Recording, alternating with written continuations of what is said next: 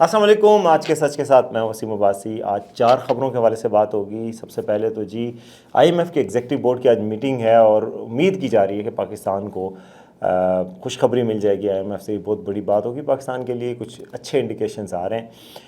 دوسری بات، F B are نے جناب نان فائلر کی تو زندگی کا اس نے جینا محال کرنے کا فیصلہ کیا ہے اور کہا ہے کہ نان فائلر کی کیٹیگری ختم ہو جائے گی۔ تو اس کے بعد کیا تبدیلی آنے والی ہے ہر پاکستانی کے لیے، اس حوالے سے بات کرنا چاہوں گا آج۔ تیسری خبر کہ پی آئی اے نے اپنا مینیو بدل دیا۔ کھانے میں کتنے لذیذ کھانے پیش کیے جا رہے ہیں، مینیو میں کیا کیا ہوگا، یہ آج آپ سے بات کریں گے۔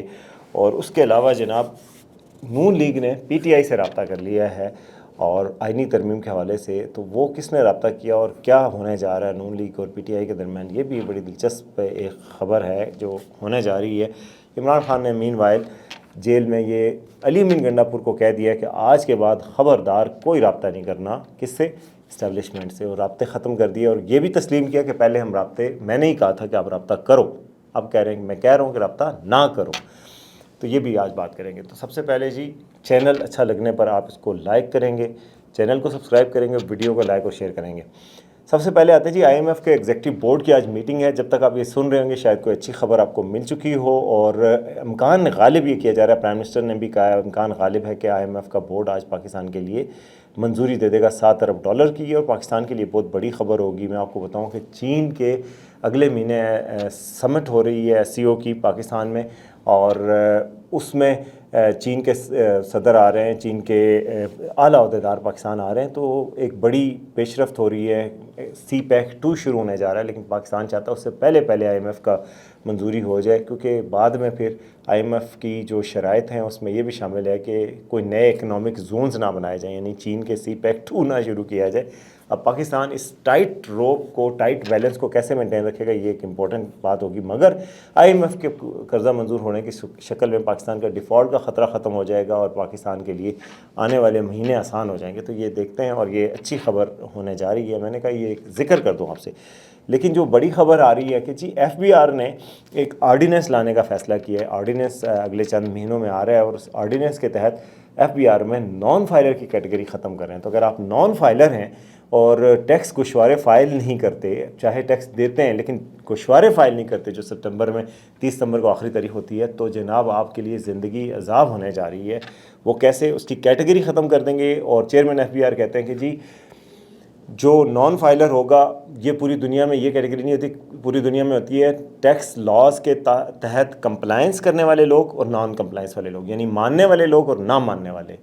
اور نہ ماننے والے تو پھر راندہ درگاہ ہی ہوتے ہیں۔ انہوں نے کہا نہ ماننے والوں کے خلاف 5 بڑی پابندیاں، ویسے تو 15 پابندیاں لگائی جائیں گی، 5 بڑی پابندیاں لگ رہی ہیں کہ انٹرنیشنل سفر آپ نہیں کر سکتے۔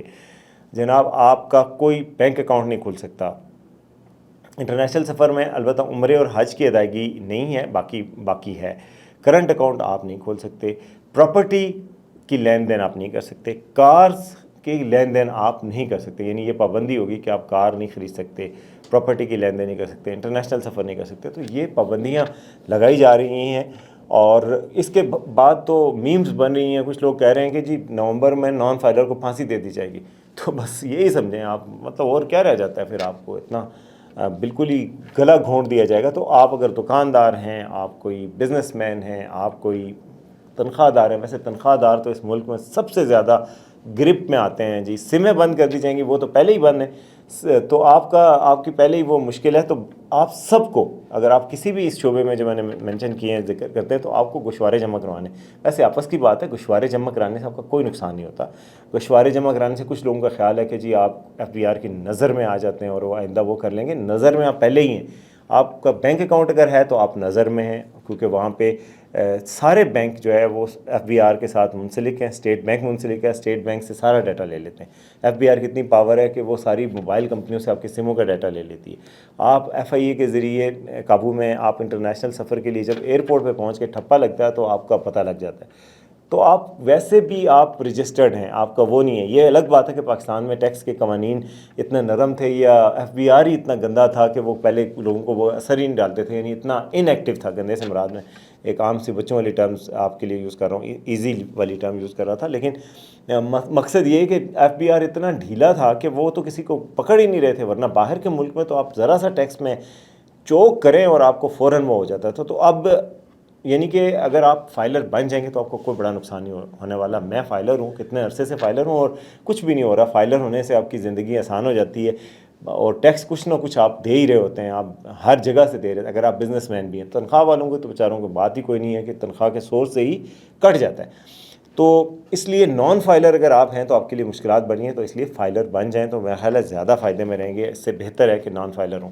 اب میں آپ کو آگے میں پی آئی اے کے حوالے سے بتاؤں گا کہ پی آئی اے کا بڑا ڈیلیشیس قسم کا مینیو آ رہا ہے. لیکن اس سے پہلے میں آپ کو بتانا چاہ رہا تھا کہ نون لیگ نے پی ٹی آئی سے رابطہ کر لیا, اور ہمارے رپورٹر ہیں عارف ملک, ان کی لاہور سے ایکسکلوسیو خبر ہے کہ جو اسپیکر قومی اسمبلی ہیں انہوں نے رابطہ کیا پرویز الہی سے. ان کے ذریعے پی ٹی آئی سے رابطہ کیا گیا, اور پرویز الہی نے ان سے تھوڑا سا وقت مانگا ہے. انہوں نے کہا کہ جی ہم نا بڑی گیم ڈال رہے ہیں نون لیگ اور پی ٹی آئی, نون لیگ اور پیپلز پارٹی.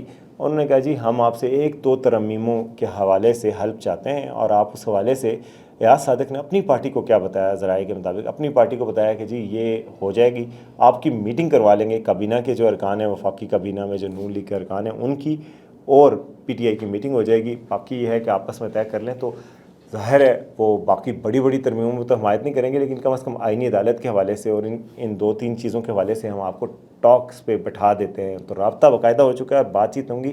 ویسے میں آپ کو اپنی رائے دے دیتا ہوں کہ پی ٹی آئی نہیں مانے گی, کیونکہ پی ٹی آئی کیا مانے. اگر پی ٹی آئی آئینی عدالت پہ مانتی ہے اور وہاں پہ قاضی فائز صاحب چیف جسٹس لگتے ہیں آئینی عدالت کے, اور سارے کیس ادھر ٹرانسفر ہوتے ہیں, تو پی ٹی آئی تو پہلے آج بھی عمران خان کی جو ٹاک ہوئی ہے جیل میں, اس میں انہوں نے قاضی فائز صاحب کو بہت زیادہ تنقید کا نشانہ بنایا ہے. تو قاضی فائز صاحب تو ان کو قبول نہیں ہے, تو اس لیے پی ٹی آئی نہیں مانے گی, لیکن رابطہ ہوا ہے. اچھا, اسی کے ساتھ ساتھ جڑی بات, جی عمران خان صاحب نے بات کی آج ڈیالہ میں, اور اس میں انہوں نے ایک تو قاضی فائز صاحب کی تنقید کی ہے جو میں آپ کو بتاتا ہوتا ہوں, اور جو ابھی بتا رہا تھا, اور بڑی سخت تنقید کی ہے کہ جی یہ ان کی ایکسٹینشن دینا چاہ رہے ہیں. یہ سارا وہی چکر ہو رہا ہے کہ جی ان کو یا آئینی عدالت میں بنا دیں, اور چیف جسٹس جو سپریم کورٹ کا ہے اس کو بے اثر کر دیں. یہ عمران خان صاحب نے کہا ہے, اور یہ کرنا چاہتے ہیں. پھر انہوں نے کہا 5 اکتوبر کو جو ان کی برتھ ڈے ہے اس پہ لاہور جلسے کے لیے این او سی کے لیے درخواست بھی دے دی گئی ہے, اور پی ٹی آئی جلسہ کرنے جا رہی ہے. تو عمران خان صاحب نے جو سب سے دلچسپ بات کی ہے وہ کل ان کی ملاقات ہوئی ہے علی بن گنڈا پور سے. تو ہمارے رپورٹر ہیں زبیر علی خان نے ذرائع سے یہ خبر دی ہے کہ جی انہوں نے علی بن گنڈا پور کو کلیئر ٹرمز میں کہا ہے کہ اب آپ کے بعد آپ نے سارے رابطے توڑ دینے اسٹیبلشمنٹ سے. اسٹیبلشمنٹ سے سب کو پتہ ہے کہ علی بن گنڈا پور کا پارٹی میں سب سے زیادہ رابطہ تھا. وہ جناب کور کمانڈر ہاؤس جا کے باقاعدہ افطاریاں کر کے آئے پوری کابینہ کے ساتھ, اور ہر وقت ہر جگہ رابطے میں رہتے تھے. ابھی 22 اگست کا اسلام آباد کا جلسہ کینسل ہوا تھا تو بھی انہی کے ذریعے رابطہ ہوا تھا اور بات چیت ہوئی تھی. مگر عمران خان صاحب نے اب کہا ہے کہ جی میں نے ہی آپ کو کہا تھا رابطے رکھیں ان سے, اب میں ہی آپ کو کہہ رہا ہوں رابطے توڑ دیں.